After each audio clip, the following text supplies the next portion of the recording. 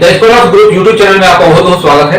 UGC net population studies का paper का solution मैं कर रहा हूं और इस सीरीज में ये 4th नंबर लेक्चर है जिसमें टोटल 10 क्वेश्चंस को मैं यहाँ पर एक्सप्लेन करूंगा। क्वेश्चन नंबर 31 से 40 तक आप देखेंगे।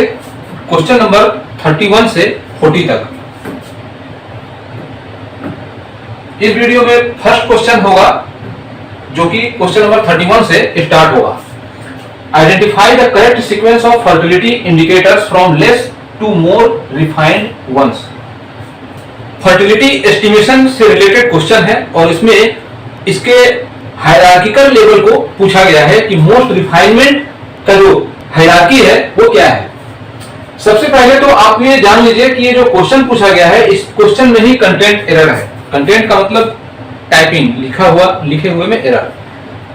बेसिकली होता यह है कि एग्जामिनेशन में जब क्वेश्चन दिए जाते हैं तो उसमें ऊपर में ही लिखा हुआ होता है कि अगर मतलब इंग्लिश और हिंदी दोनों लैंग्वेज में अगर है तो कुछ इस तरीके से लिखा हुआ होता है कि अगर हिंदी में कुछ कमी जैसे लग जाए या कुछ ऐसा लगे कि हिंदी वाला कंटेंट गलत है तो इंग्लिश वाले को सही माना जाएगा।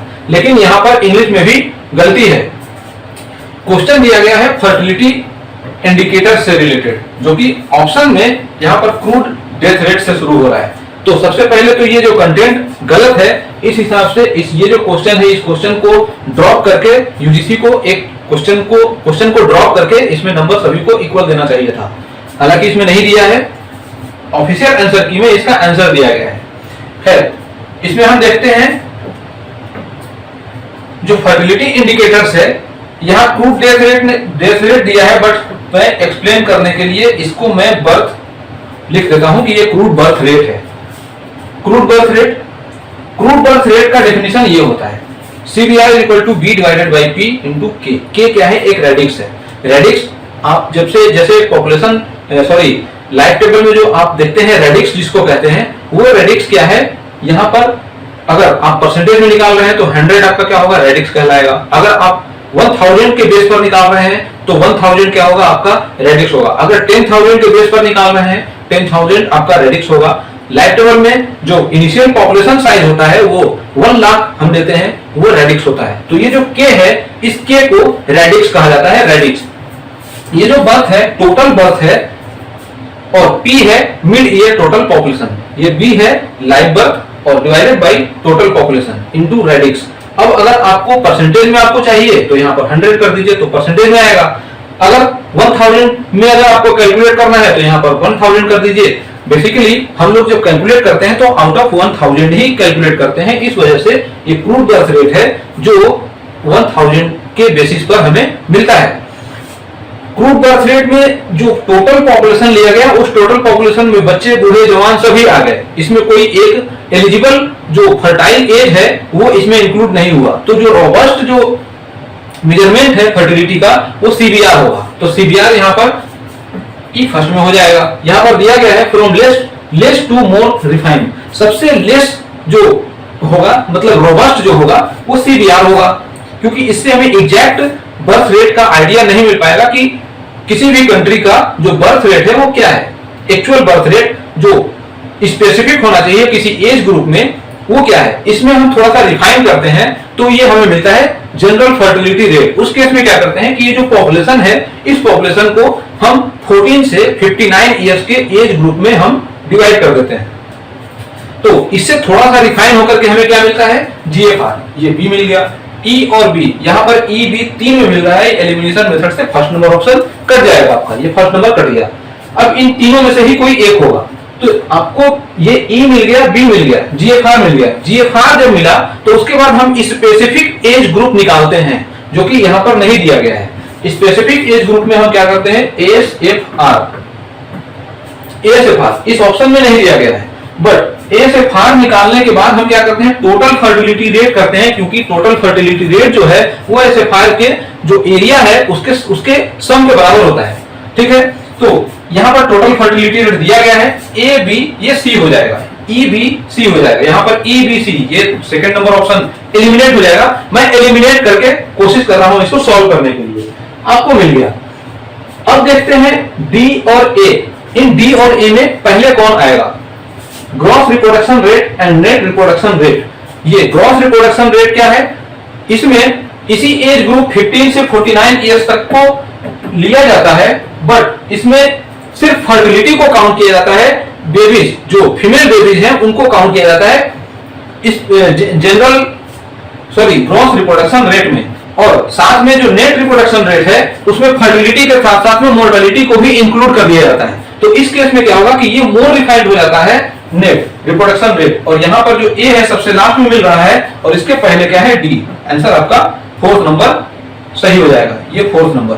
थर्ड नंबर एलिमिनेशन मेथड से कैंसिल हो जाएगा। तो आपका रिफाइनमेंट क्या होगा, crude birth rate, general fertility rate, total fertility rate third number पर, then gross reproduction rate and net reproduction rate. ये आपको इस तरीके से याद रखना पड़ेगा इसके ऑर्डर। आप यहाँ ये जो ऑर्डर है, आप गुप्ता एंड कपूर की बुक उठाएंगे, उसमें जो सीक्वेंस से दिया गया है फर्टिलिटी मेजरमेंट, उस सीक्वेंस को भी अगर आपने ध्यान से देख लिया तो आपका वहां से काम हो जाएगा। हालांकि जो कॉन्सेप्ट है वो कॉन्सेप्ट वहां भी लिखा हुआ है और वो कॉन्सेप्ट मैंने भी आपको बताया है।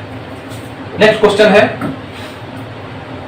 32 number, the interval between survey point and last birth is called. ये बहुत अच्छा क्वेश्चन है। ये लगभग 2017-18 में जो पेपर हुआ था उसमें सेम क्वेश्चन आया था, सेम ऑप्शन भी था और सेम क्वेश्चन था, तो ऑप्शन में जो दिया होगा उसमें ऑप्शन भी सही होगा, वही होगा।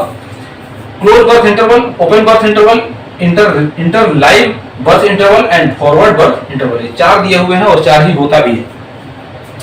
दिया गया है the interval between survey point and last birth is called. Survey point हो गया और लास्ट बर्थ से पहले जो इंटरवल है उसको क्या कहेंगे, वो ओपन बर्थ इंटरवल कहलाएगा।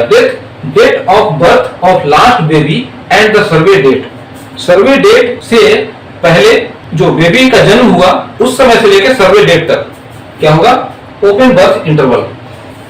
क्लोज बर्थ इंटरवल क्या होगा, interval between two successive live birth, two successive live birth, यहां भी लाइव बर्थ हुआ, यहां भी लाइव बर्थ, इन दोनों के बीच का जो इंटरवल है क्लोज बर्थ इंटरवल, और इसी को इंटर लाइव बर्थ इंटरवल भी कहा जाएगा। इसीलिए ये 1 और 3 ऑलमोस्ट ये सिमिलर होगा, तो फर्स्ट और थर्ड ये सिमिलर होगा। आपका आंसर यहाँ पर ओपन बर्थ इंटरवल हो जाएगा और फॉरवर्ड बर्थ इंटरवल में क्या होगा, survey date and the next live birth. Survey date से नेक्स्ट लाइव बर्थ के बीच का जो इंटरवल है फॉरवर्ड बर्थ इंटरवल कहलाएगा। ये जो कंटेंट है आपको बर्थ इंटरवल से रिलेटेड जो इंफॉर्मेशन है, इसका यूज है, इससे रिलेटेड जो आपको पेपर्स कैसे मिल सकते हैं पढ़ने के लिए, किन किन लोगों ने इस पर वर्क किया है, ये जो वेबसाइट है IIPS का ही, इस पे एक लेक्चर हुआ था 19th professor C Chandrasekharan memorial lecture, international institute for population science in Mumbai, 26 फरवरी 2021। ये पेपर मुझे मिला और इस पेपर में ये डिफाइन किया गया है बर्थ इंटरवल का जो डेफिनेशन है, टर्मिनोलॉजी है, इसके बाद इसका यूज और इसको यूज करते हुए पेपर किस तरीके से लिखा गया है और किन किन लोगों ने इस फील्ड में काम किया है। आप अगर इंटरेस्टेड हैं इस पेपर को पढ़ सकते हैं। ये एक प्रेजेंटेशन है, इस मेमोरियल लेक्चर में एक प्रेजेंटेशन दिया गया होगा। ये लेक्चर IIPS के वेबसाइट पर मौजूद है, मैंने वहां से डाउनलोड किया है और इसको मैंने यहाँ पर इसका लिंक भी लगाया हुआ है। इस लिंक को मैं डिस्क्रिप्शन में डाल दूंगा, आप वहां से डाउनलोड भी कर सकते हैं। इसको मैं टेलीग्राम ग्रुप में भी डाल दूंगा, वहां से आप निकाल करके इसको पढ़ सकते हैं। ये प्रेजेंटेशन है और ये इसको जब आप पढ़ेंगे बहुत अच्छे से आपको समझ में आएगा। एक सिंपल लैंग्वेज में बहुत अच्छे तरीके से इस प्रेजेंटेशन को बनाया गया है। यहां पर देखेंगे पहले इंट्रोडक्शन डिफाइन किया गया है, देन फैक्ट इनिशियल कुछ ऐसा है, मैं थोड़ा जल्दी में दिखाऊंगा। यहां पर आप देखेंगे introduction type of birth intervals, ठीक है, इसको एक्सप्लेन किया गया है। First birth interval, inter live, close birth interval, open birth interval और स्ट्रेडलिंग बर्थ इंटरवल भी होता है। आप यहाँ पर आप देखेंगे मिल जाएगा। सिमिलरली इसके आगे भी आप जब बढ़ते जाएंगे, टोटल ये 39 स्लाइड्स का ये प्रेजेंटेशन है, इसमें और भी बहुत सारी चीजें आपको मिलेगा जिससे आप अपने नोट्स को प्रिपेयर कर सकते हैं और आगे अगर आप रिसर्च में कुछ काम करना चाहते हैं तो इससे आप कुछ नॉलेज गेन करके अपने पेपर को पब्लिश कर सकते हैं, पेपर लिख सकते हैं। इसके आगे मैं नहीं दिखाऊंगा, आप डाउनलोड कर सकते हैं और वहां से आप पेपर पढ़ सकते हैं। नेक्स्ट क्वेश्चन है क्वेश्चन नंबर 33। मैच करना है, लिस्ट 1 से लिस्ट 2 को मैच करना है। यहां पर दिया है mother's educational achievement and children ever born, population pyramid, trend line. अच्छा, ये जो क्वेश्चन है, इस क्वेश्चन को ये जो पर्टिकुलर लिस्ट 1 में दिया गया है, इससे रिलेट करके यहां पर डायग्रामेटिक प्रेजेंटेशन दिया गया है। इस डेटा, अगर इस टाइप का डेटा होगा तो किस डायग्रामेटिक प्रेजेंटेशन से ये मैच होगा, ये दिया गया है simple. Mother's educational achievement and children ever born, age, sex structure, educational composition of the sample and sex ratio at birth in past 50 years. यहाँ पर ये जो हिस्टोरिकल डेटा हो गया है 50 इयर्स, तो इसमें मैच करते हैं पॉपुलेशन पिरामिड, ट्रेंड। अच्छा, ये जो sex ratio at birth in past 50 years ये है, ये हिस्टोरिकल डेटा हो गया, और हिस्टोरिकल डेटा को हम ट्रेंड लाइन से देखते हैं कि उसका ट्रेंड क्या है। डी हो जाएगा सेकंड से। देखते हैं इसमें क्या हो रहा है। डी यहाँ पर ये एलिमेंट हो जाएगा, ये तीनों एलिमिनेट होकर के आंसर साथ में थर्ड नंबर ऑप्शन सही हो जाएगा। अब ए का 3 से मैच हो रहा है, mother's educational achievement and children ever born, scatter diagram से ये मैच हो जाएगा। यहां से CEB इधर रख लीजिए और मदर एजुकेशनल अटेनमेंट देख लीजिए। तो जितना अटेनमेंट होगा, जितना ज्यादा अटेनमेंट होगा, उतनी फर्टिलिटी कम होगी। तो इसके हम स्कैटर डायग्राम से हम देख लेते हैं। ये ए का थर्ड हो जाएगा। यहाँ पर बी का 1 हो रहा है। Age sex structure, population pyramid किस तरीके से बनता है, ये कुछ इस तरीके से ये बनता है ग्राफ। ये वाला एज होता है और इन दोनों की तरफ इसके मेल फीमेल होते हैं। तो ये एज सेक्स पिरामिड स्ट्रक्चर हो जाएगा पॉपुलेशन पिरामिड से, और जो बच गया educational composition of the sample, ये पाई डायग्राम से हो जाएगा। तो एजुकेशनल कंपोजिशन क्या होगा, एजुकेशनल कंपोजिशन में हम क्या निकालते हैं, प्राइमरी स्टैंडर्ड तक बंदा पढ़ा हुआ है, उसके बाद मिडिल स्कूल तक पढ़ा हुआ है, 6 से लेकर 8 तक, हाई स्कूल तक पढ़ा हुआ है, या फिर इंटरमीडिएट तक ग्रेजुएट है, पोस्ट ग्रेजुएट है, PhD है।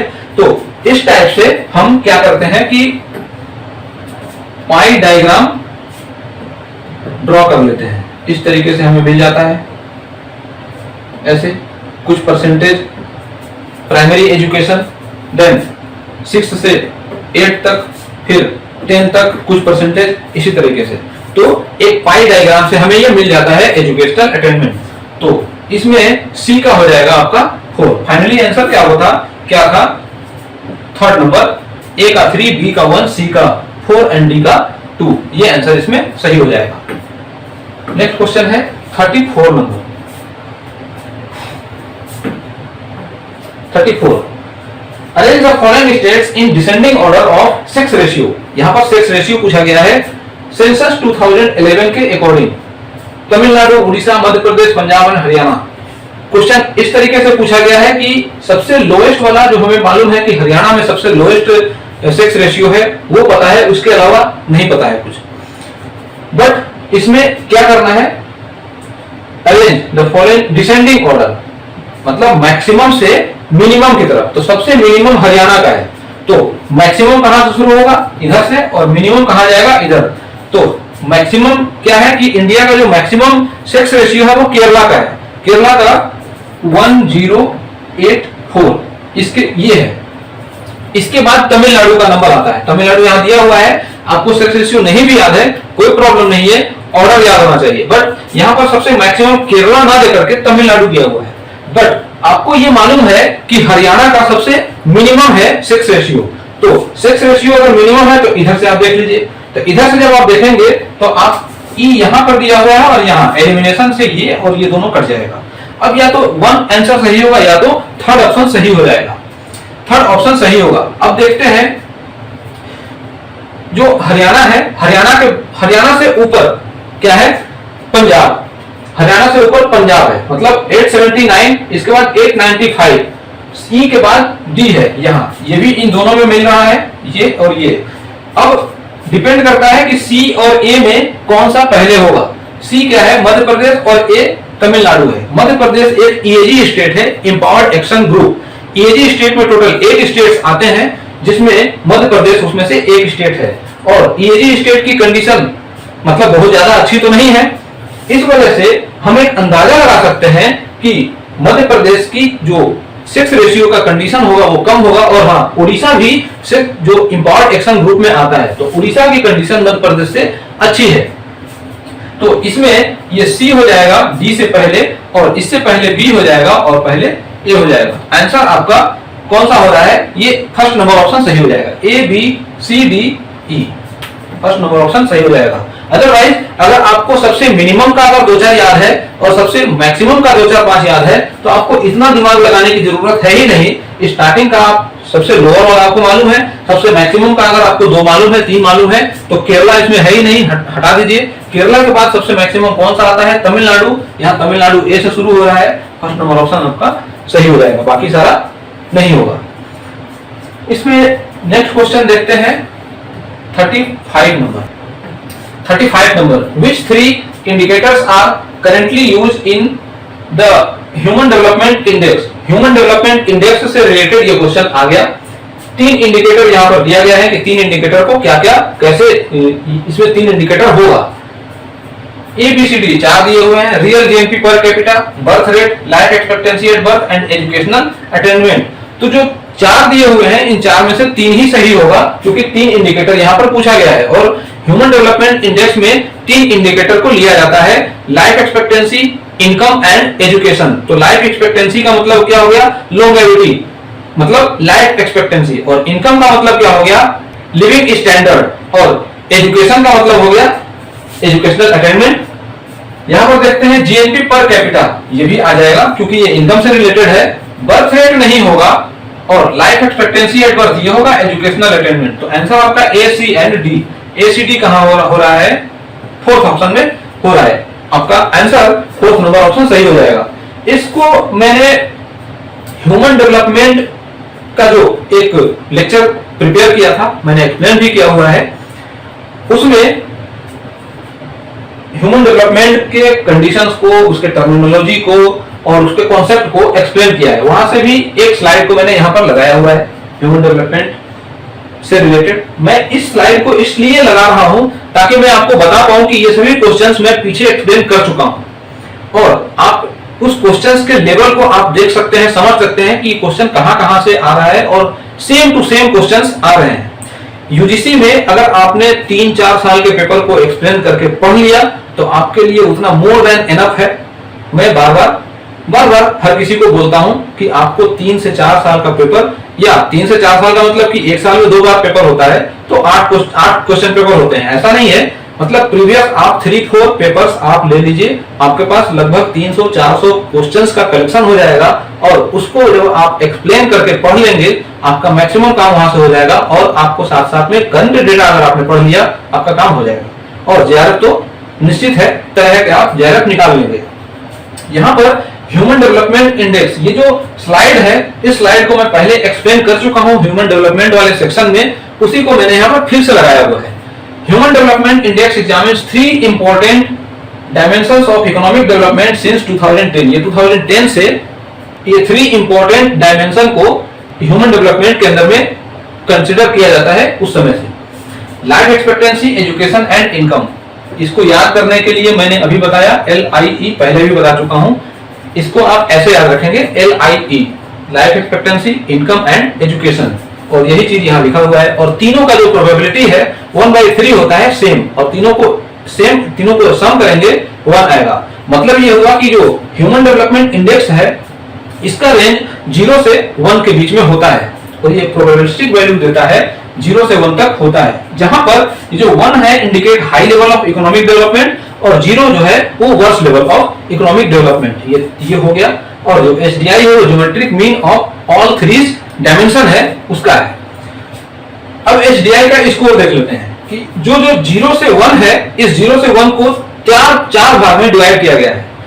बिलो 0.55 ये रेंज है, 0.55 से 0.69 एक दूसरा रेंज है, तीसरा रेंज है 0.7 से 0.8, और लास्ट वाला रेंज है above above 0.8।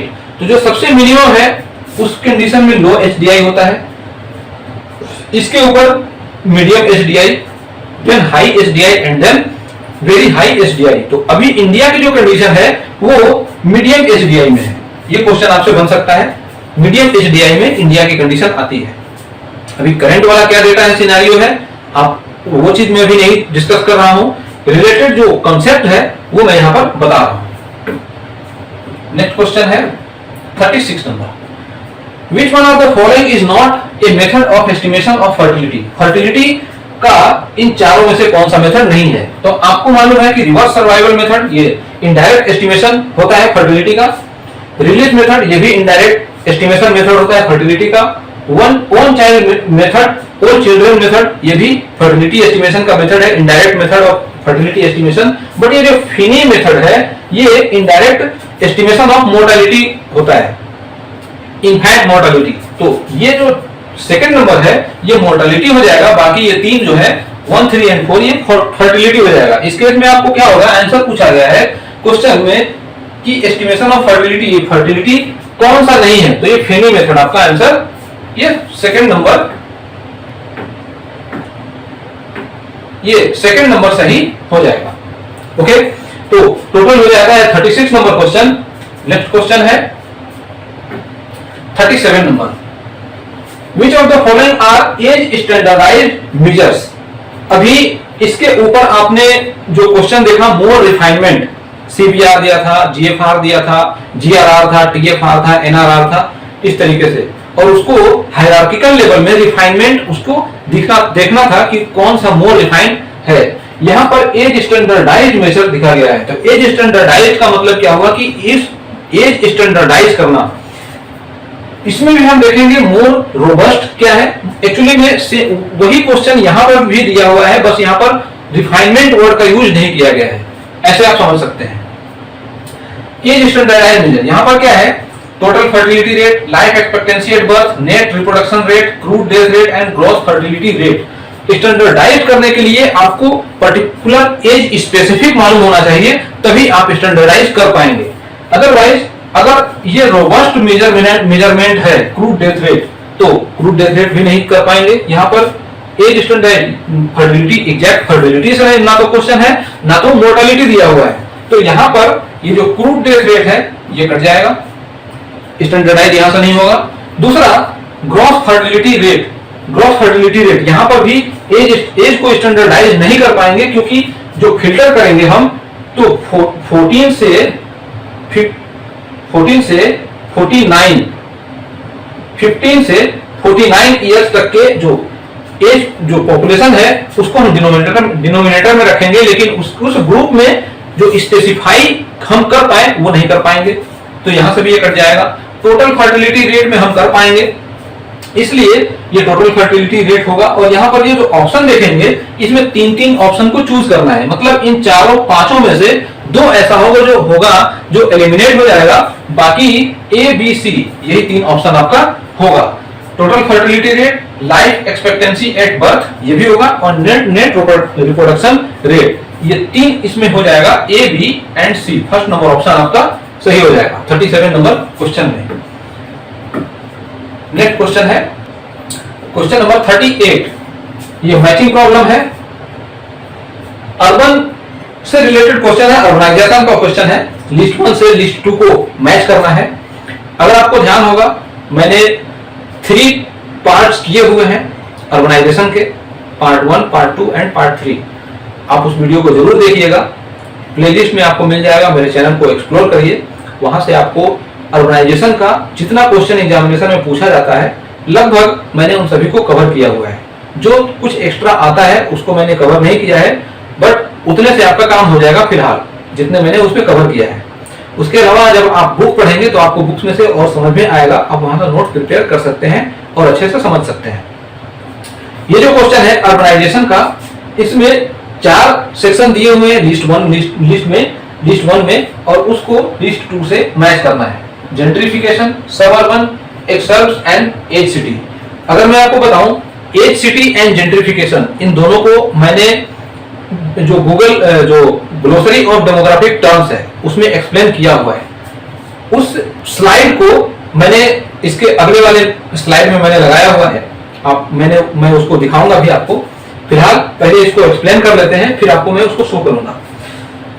Urban places with in suburbs replacing the function of old central city. जब ओल्ड सेंट्रल सिटी को रिप्लेस करके एक न्यू सिटी का निर्माण होता है, वो कहलाता है एज सिटी। एज सिटी यहां दिया हुआ है, 4th नंबर ऑप्शन सही हो जाएगा। यहां से ए का 4 हो जाएगा। देखते हैं ए का 4 यहां पर फर्स्ट में और 4th में मिल रहा है, सेकंड और थर्ड ये एलिमिनेशन मेथड से कैंसिल हो जाएगा। अब यहां पर आप देखते हैं ए का 4 दोनों में हो रहा है और डी का सेकंड इन दोनों में हो रहा है, मतलब जो डिसाइडिंग फैक्टर होगा वो बी और सी होगा। इस कंडीशन में या तो फर्स्ट ऑप्शन सही होगा या तो जो है 4th नंबर ऑप्शन सही होगा। डी क्या है? Population in low density areas close to and integrated with central cities. Second से मैच हो रहा है सब अर्बन एरिया, ये सब अर्बन एरिया होगा। और यहां पर क्या है? Areas that are located just outside the central part of a city. Central part से बाहर जो सिटी दिखाई दे वो कहलाएगा सब अर्बन एरिया। इसके ऊपर के भी जो इसके पहले के जो वीडियोस में मैंने लेक्चर में प्रिपेयर किया था, क्वेश्चन नंबर ये तो कितना से है 31 से 40 तक है। इसके पहले मैंने 21 से 30 जो क्वेश्चंस किया था उसमें भी अर्बनाइजेशन से रिलेटेड क्वेश्चन आया हुआ था, मैंने वहां पर एक्सप्लेन किया हुआ है। उसमें भी अर्बन और सब अर्बन से रिलेटेड क्वेश्चन आया हुआ था, उसको आप देख लीजिएगा।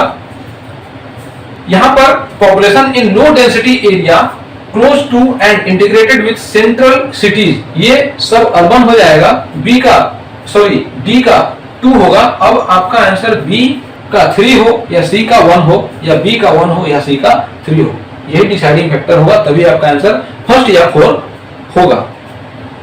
अब देखते हैं the suburbs of the sub अर्ब्स। सब अर्ब ये एक सब अर्बन है, इस सब अर्बन का भी एक सब अर्बन, मतलब ये यहां नहीं होगा, सब अर्बन का भी सब अर्बन, मतलब outer side of the sub urban area, ये कहलाएगा एक्स अर्ब।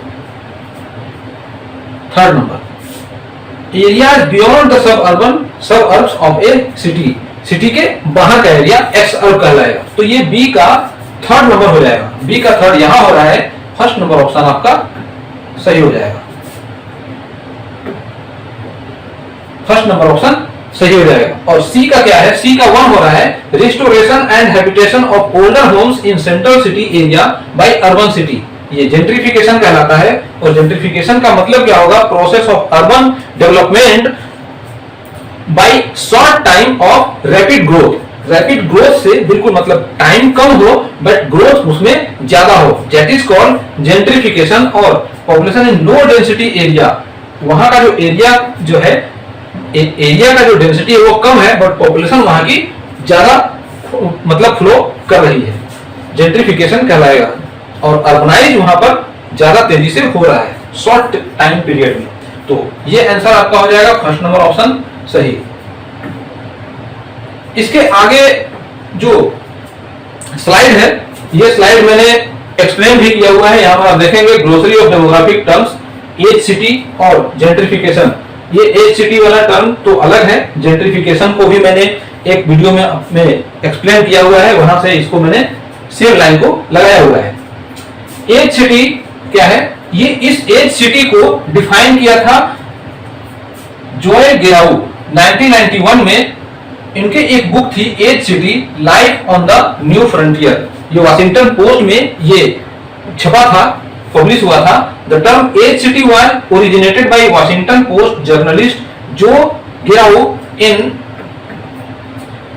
1991 in his book edge city life on new frontier.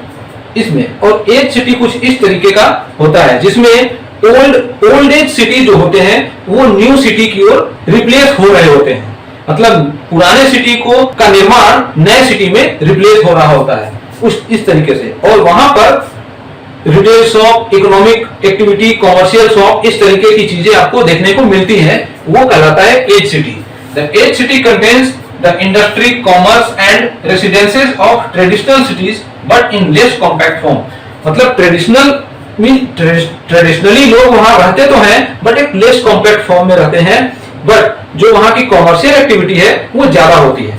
तो ओल्ड एज जो सिटीज हैं उसको एक न्यू एज में कन्वर्ट होते हुए देखना ये कहलाता है एज सिटी। एज सिटी का एक कॉन्सेप्ट है। Edge cities are new and contains high level of office and retail space. कुछ इस तरीके से होता है। ये फिगर मैंने विकिपीडिया से लिया हुआ है, सेम फिगर आपको विकिपीडिया में मिल जाएगा।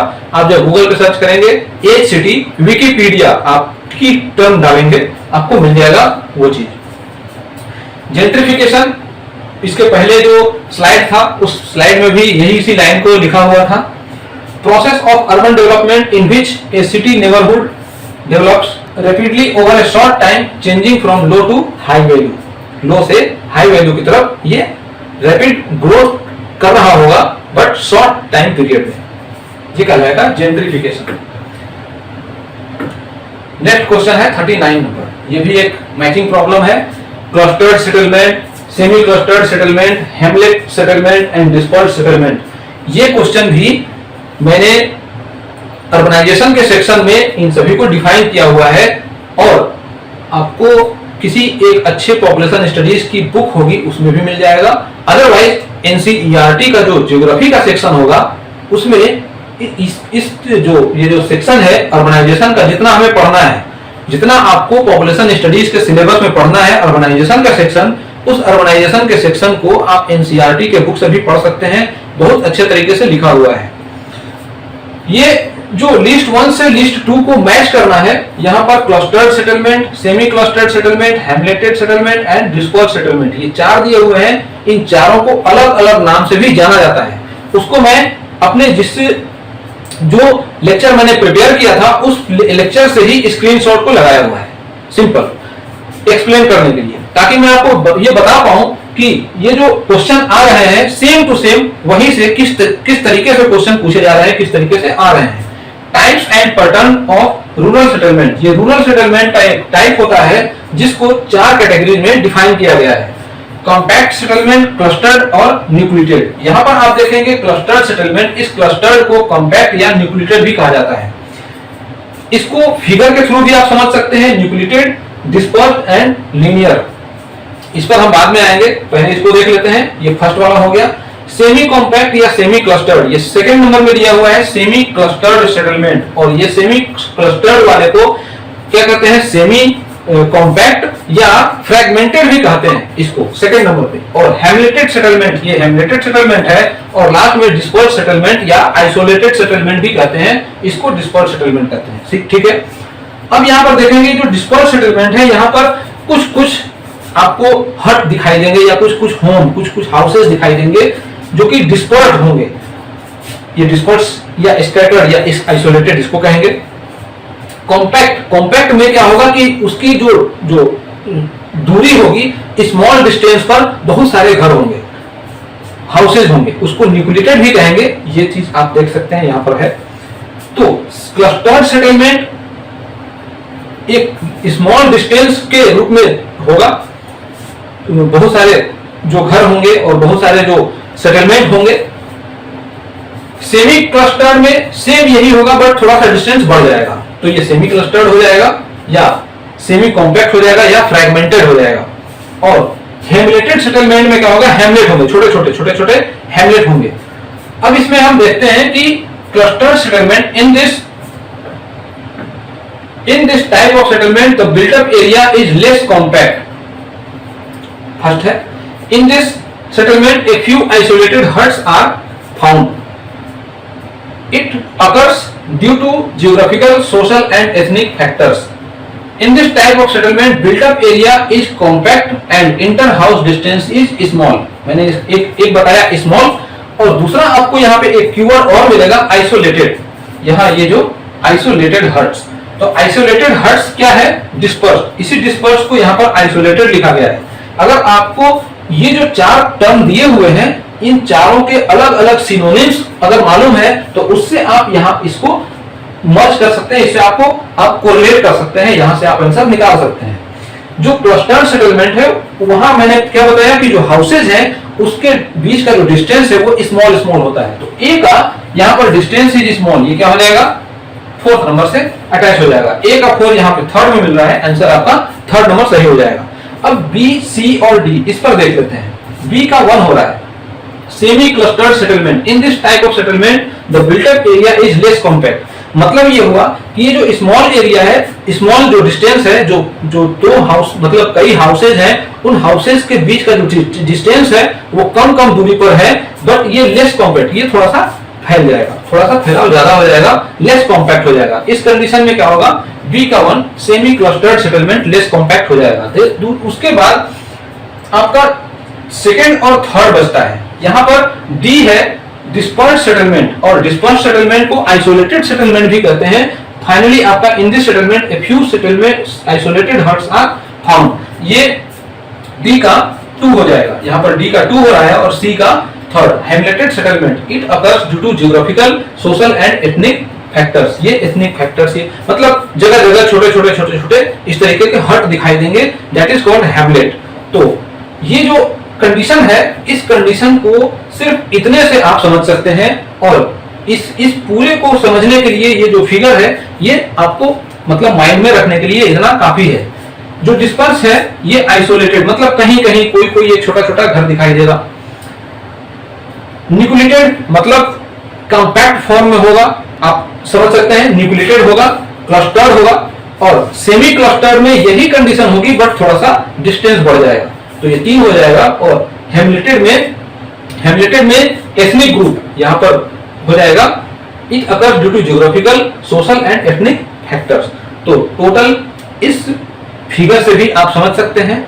और इस टाइप के जो नोट्स हैं आपको कैसे आप प्रिपेयर कर सकते हैं, आप एनसीईआरटी के वेबसाइट पर चले जाइए। एनसीईआरटी का बुक अगर आपके पास है, वहां से आप अर्बनाइजेशन के सेक्शन को निकाल करके एक अच्छा नोट्स प्रिपेयर कर सकते हैं, और खुद से लिखा हुआ नोट्स आपको लाइफ टाइम काम आएगा, और आपको ये मालूम होगा कि आप किस तरीके से आप पढ़ सकते हैं, किस तरीके से प्रिपेयर कर सकते हैं। अदरवाइज मेरे लेक्चर को अगर आपने देखा है और लेक्चर से भी नोट अगर आपने प्रिपेयर किया है, उतना आपका मोर देन एनफ है जेआरएफ क्वालिफाई करने के लिए। और इसके आगे के भी कोई भी एग्जामिनेशन अगर आप देते हैं तो इसमें मैंने ऐसे कंडीशंस, ऐसे जो कंटेंट इसमें प्रेजेंट किया हुआ है, आपको बहुत ज्यादा इससे फायदा हो जाएगा। 39 हो गया।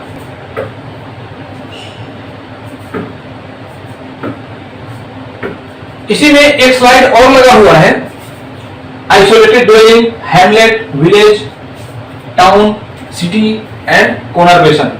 अगर आपने मेरे उस लेक्चर्स को देखे होंगे, ग्लोसरी ऑफ डेमोग्राफिक टर्मिनोलॉजी, इस स्लाइड को मैंने एक्सप्लेन किया हुआ है वहां पर। इसको इस तरीके से लगाया हुआ है कि आपको एक एक वर्ड ऐसे समझ में आ जाएगा।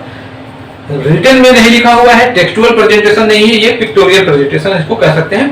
पिक्टोरियल प्रेजेंटेशन है, पिक्टोरियल फॉर्म में समझाने की कोशिश की गई है। आइसोलेटेड ड्वेलिंग, बहुत दूर दूर आपको कोई एक छोटे छोटे हट दिखाई देंगे, that is called isolated dwelling. थोड़ा सा डिटेल में मैंने उस लेक्चर में समझाया है, आप इस तरीके से आप इसको देख करके एक स्ट्रक्चर में समझ जाएंगे कि स्टार्ट कहां से होगा, आइसोलेटेड ड्वेलिंग से। देन पास में कुछ घर बनेंगे, ये हेमलेट बन जाएगा। ऐसे ऐसे हेमलेट आपस में मर्ज होते जाएंगे, अटैच होते जाएंगे, एक विलेज का निर्माण करेंगे, और विलेज से जब वहां की व्यवस्थाएं थोड़ी बढ़ने लगेंगी, थोड़ी सुधर जाएंगी, और पब्लिक सर्विसेज वहां पर स्टार्ट हो जाएगा, इकोनॉमिक एक्टिविटी भी स्टार्ट हो जाएगी, वो जो विलेज है टाउन में तब्दील हो जाएगा। टाउन से सिटी बनेगा, और सिटी से पुनर्वेशन हो जाएगा, एक शहरी निर्माण होगा, एक अर्बन एरिया की तरफ ये ग्रोथ स्टार्ट हो जाएगा। तो ये एक सर्किल होता है अर्बनाइजेशन का, isolated dwelling, hamlet, village, town, city and conurbation. Next question है 40 नंबर, और सीरीज का लास्ट क्वेश्चन है, widowhood method of mortality estimation, ME है। Children ever born, children survival method, CEBCS ये है। Orphanhood method ME and sisterhood method of ME, ये 4 दिए हुए हैं। ये क्वेश्चन भी मेरे लिए न्यू है, इसको मैंने सर्च किया हुआ है गूगल पर, बहुत ज्यादा कुछ इस मतलब मैं थोड़ा सा कंफ्यूज हूं विडोहुड मतलब इस चीज से, widowhood method, children ever born, ये ऑर्फनहुड मेथड, सिस्टरहुड मेथड, इस तरीके से जो क्वेश्चन दिया हुआ है इससे। बट इससे जो निष्कर्ष निकाला, इससे जो कंक्लूजन निकाला कि इसका आंसर किस तरीके से कैसे होना चाहिए, मैं एक्सप्लेन कर रहा हूं। यहां पर आप देखेंगे widowhood method, children ever born method. तो चिल्ड्रेन एवर बॉर्न ये क्या होगा, चाइल्ड मोर्टेलिटी से ही होगा। तो बी का यहां पर 4 नंबर ऑप्शन सही हो जाएगा। यहां पर बी 4th में ऑप्शन हो रहा है, ये सही हो जाएगा। अगर सपोज कि एग्जामिनेशन में आपके साथ भी ऐसा हुआ होगा, आपने अगर नहीं पढ़ा होगा, आपके सामने ये बिल्कुल नया क्वेश्चन होगा, अगर आपने जून का एग्जाम दिया हो और आपके सामने से ये क्वेश्चन सामने से निकल गया हो, तो आपको देखकर लगा होगा कि ये कहां से क्वेश्चन आया है, widowhood method, orphanhood method, sisterhood method. Children ever born से आपने चाइल्ड मोर्टेलिटी को अगर कनेक्ट कर दिया, आपका आंसर निकल गया। बी का 4। अब ए का 2 हो रहा है, widowhood method mortality estimation, adult mortality, but यहां पर एडल्ट मोर्टेलिटी 2 बार दिया हुआ है।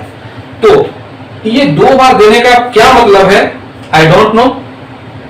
अगर उस हिसाब से देखा जाए तो इस क्वेश्चन को भी क्रॉस कर सकते हैं कि इसमें भी कुछ मतलब मिस्टेक है कि एक ही ऑप्शन, एक ही जो ऑप्शन है ये 2 जगह पे क्यों दिया हुआ है।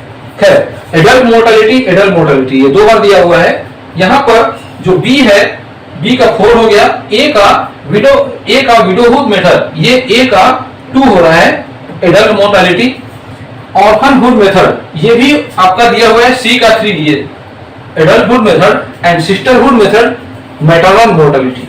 इसके लिए थोड़ा सा मैं डिटेल में पढ़ूंगा, इसका मीनिंग क्या होता है, कैसे इसको डिफाइन करते हैं और इसको कैसे एक्सप्लेन करेंगे। फिलहाल ये जो 40 नंबर क्वेश्चन है, इसका answer 4th number official answer की के भी अकॉर्डिंग है और यहां से भी निकल रहा है। तो टोटल मैंने इस सीरीज में 10 क्वेश्चंस को एक्सप्लेन किया, 31 से 40 तक, जिसमें टोटल अर्बनाइजेशन से रिलेटेड क्वेश्चन, जेंट्रिफिकेशन और सारी चीजें आया हुआ था।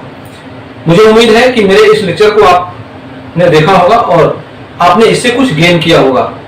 मैं ये मानकर चल रहा हूं कि आपके पास पेपर अवेलेबल होगा और आप पेपर को देख चुके होंगे और पेपर आपको समझ में आ रहा होगा कि आगे के क्वेश्चंस किस तरीके से क्वेश्चन आए हुए हैं और आपको कैसे उसके साथ टैकल करना है। तो इस वीडियो में बस इतना ही। इसके आगे के वीडियो के लिए मेरे साथ बने रहें, मेरे चैनल द स्कॉलर्स ग्रुप के साथ। मैं कोशिश करूंगा कि इस सीरीज को मैं जल्द से जल्द खत्म कर पाऊं ताकि आगे के कुछ और भी एक्टिविटी मैं लेकर आऊं। वीडियो अच्छा लगे तो लाइक कर दीजिए और चैनल को सब्सक्राइब कर दीजिए। अपने दोस्तों के साथ जरूर शेयर कर दीजिए और कमेंट करके मुझे बताइए आपको ये वीडियो कैसा लगा। बेल आइकन को भी प्रेस कर दीजिए ताकि मैं कभी भी वीडियो अपलोड करूं आपको सबसे पहले नोटिफिकेशन प्राप्त हो और सबसे पहले आप उसको देख पाएं और उससे कुछ आप गेन कर पाएं। Thanks for watching.